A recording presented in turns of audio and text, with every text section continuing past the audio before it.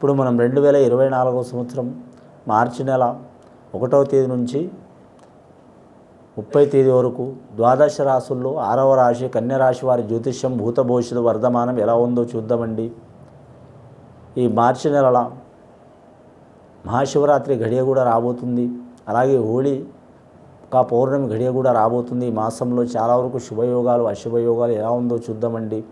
కన్య రాశి వారి జ్యోతిష బలం మీద విశేష యోగం ఎలా ఉందో గవ్వలేసి చూద్దామండి. 9 గవ్వలు 3 సార్లు వేసి వాటిని లెక్క పెట్టి చూద్దామండి.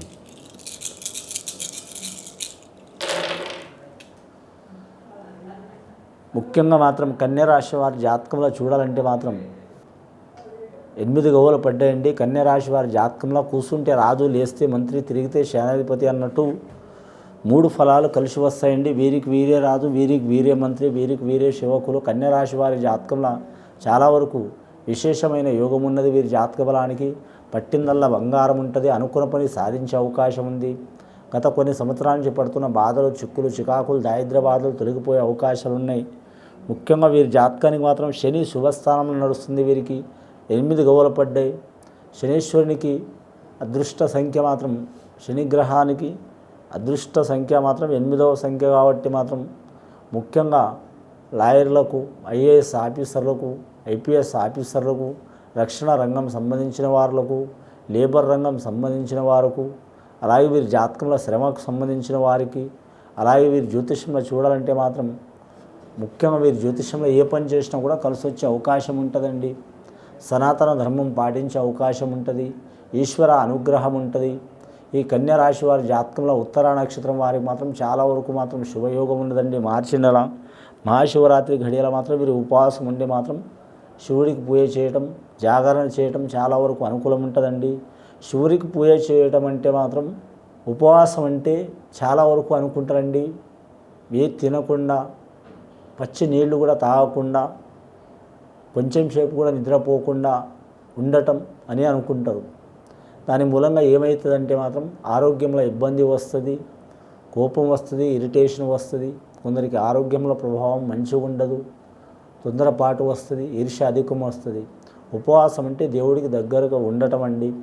వారి మనసు అనేది ఆ భగవంతుడి మీద లగ్నం చేసుకొని 24 గంటలు ఉండటం అండి.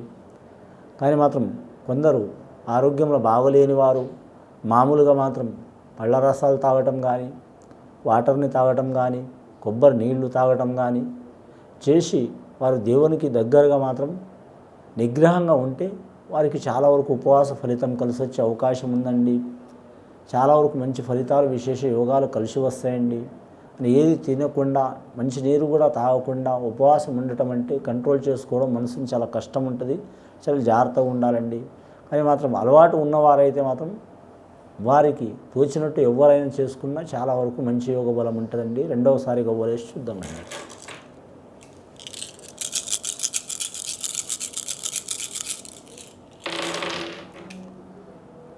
ముఖ్యంగా వారి జాతకంలో చెప్పాలంటే మాత్రం పడ్డాయండి గవ్వలు, 7 గవ్వలు పడ్డాయండి. కన్యరాశి వారి జాతకంలో చూడాలంటే మాత్రం వీరికి 15 రోజులు కలిసి వస్తాయి. మిగతా 15 రోజులు చిక్కులు ఉంటాయండి. మార్చి 1వ తేదీ నుంచి 15వ తేదీ వరకు మాత్రం కలిసి వచ్చే అవకాశం ఉంది. మార్చి 15 నుంచి 30 తేదీ వరకు ఇబ్బందులు వచ్చే అవకాశం ఉంటుంది. చాలా జాగ్రత్తగా ఉండాలి. కొత్తగా వ్యాపారం మొదలు పెట్టాలనుకునే వారు కలిసి వస్తుంది. వాహనం తీసుకోవాలనుకునే వారు కలిసి వస్తుంది. అలాగే ధనధాన్య వ్యాపారం చేయాలనుకునే వారు కలిసి వస్తుంది. గృహ నిర్మాణం చేయాలనుకునే వారు కలిసి వస్తుంది. భార్య భర్తలతో మాత్రం కొన్ని చిక్కులు, చికాకులు ఉంటాయి. అలాగే వీరి జాతకంలో చూడాలంటే మాత్రం వీరికి ఉత్తర నక్షత్రం వారికి మాత్రం యోగబలం ఉంటుంది. హస్త నక్షత్రం విఘ్నేశ్వరుడు నక్షత్రం పుట్టిందండి. హస్త నక్షత్రం పుట్టినవాడే విఘ్నేశ్వరుడు, వినాయకుడు, మహాగణపతి. ఆ మహాగణపతికి అనుగ్రహం తీసుకోవడం కూడా చాలా మంచిది. ఖచ్చితంగా ఏ పని చేసినా మాత్రం విఘ్నేశ్వరుని అనుగ్రహం లేనిది ఏ పనులు జరగవండి. ఏమైనా చిక్కులు, చికాకులు, దారిద్ర్య బాధలు ఉన్నవారు విఘ్నేశ్వరుని దర్శనం చేసుకోవడం చాలా వరకు మంచిది. ఇప్పటివరకైతే 15 గవ్వలు పడ్డాయండి. 2 సార్లు గవ్వలు వేస్తే 3వసారి గవ్వలేసి చూద్దామండి. శని మహారదశ, కేతు మహారదశ పడ్డది కన్యరాశి వారి పేరు మీద. చాలా విశేషమైన యోగం ఉందండి. కన్యరాశి వారి జాతకంలో 8, 7, 9 గవ్వలు పడ్డాయండి. అన్ని గ్రహాలు అనుకూలంగానే పడుతున్నాయండి వారి పేరు మీద.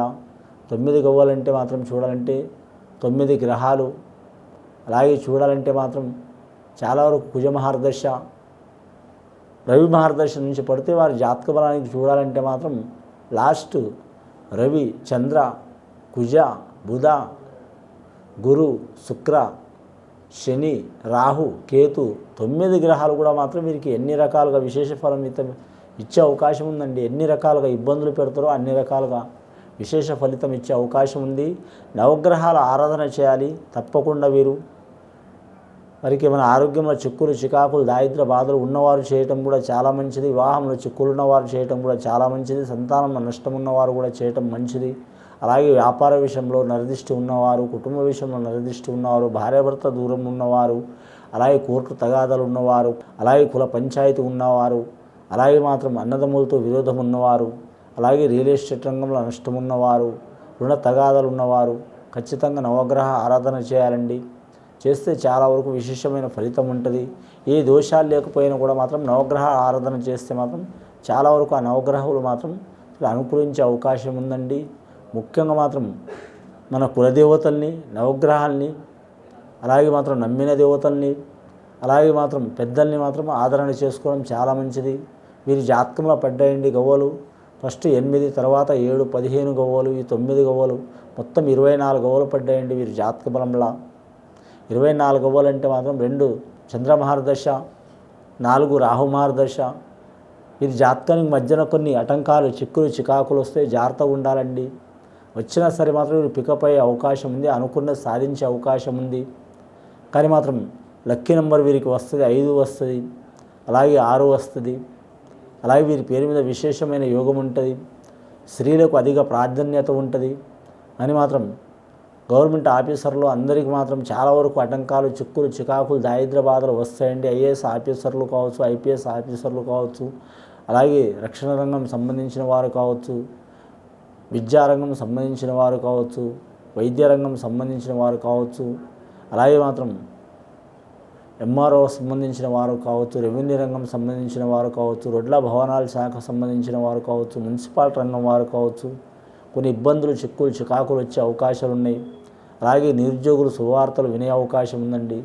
ఆ చిక్కులు, చికాకులు తొలగిపోవాలంటే నవగ్రహ ఆరాధన చేయటం చాలా మంచిది. విఘ్నేశ్వరుని ఆరాధన చేయటం చాలా మంచిది.